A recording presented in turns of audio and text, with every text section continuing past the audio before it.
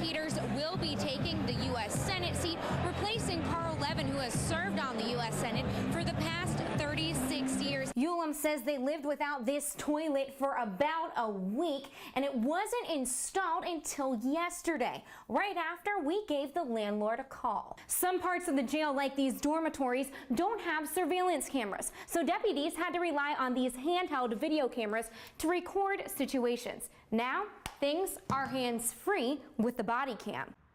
Hungry? Michigan State University's campus was the place for leftovers today, with bags of trash, even cookie cake, left from last night's big game. A lot of trash. Bottles everywhere, trash everywhere. This is disgusting. It happens after every Michigan State game. And with this much trash, you better believe there's a team effort to clean it up. Police say lawn maintenance workers were cutting the grass when they found the body in this wooded area behind this empty house. Now, neighbors say nobody actually lived in the house, but the owner was doing renovations on it. Jane, we are live on the scene right now where the Lansing Township Police Chief just confirmed that one person is dead after an officer involved shooting this afternoon.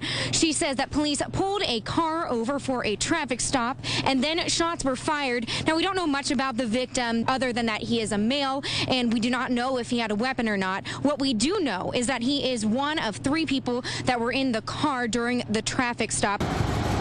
It was a grand escort, more than 100 patrol cars in a funeral procession 2 miles long, all to make sure fallen Deputy Grant Whitaker made it safely home.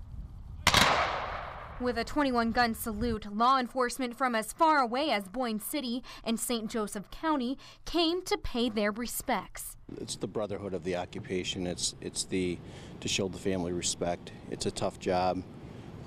Anytime somebody unfortunately loses their life doing it, there's a tremendous amount of respect owed to that person. But for many, the hardest moment of the ceremony was the final call for Deputy Whitaker on the police scanner. This is the last call for Deputy Grant William Whitaker. Echo Watch, December 7th, 2014.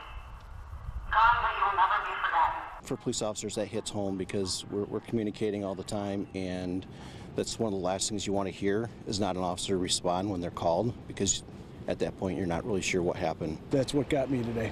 That's what got me today. I was good up until then. Usually it's the bagpipes that get me, but that last call, that tugs real hard at the heart. Rest in peace, our friends. We have to watch from here.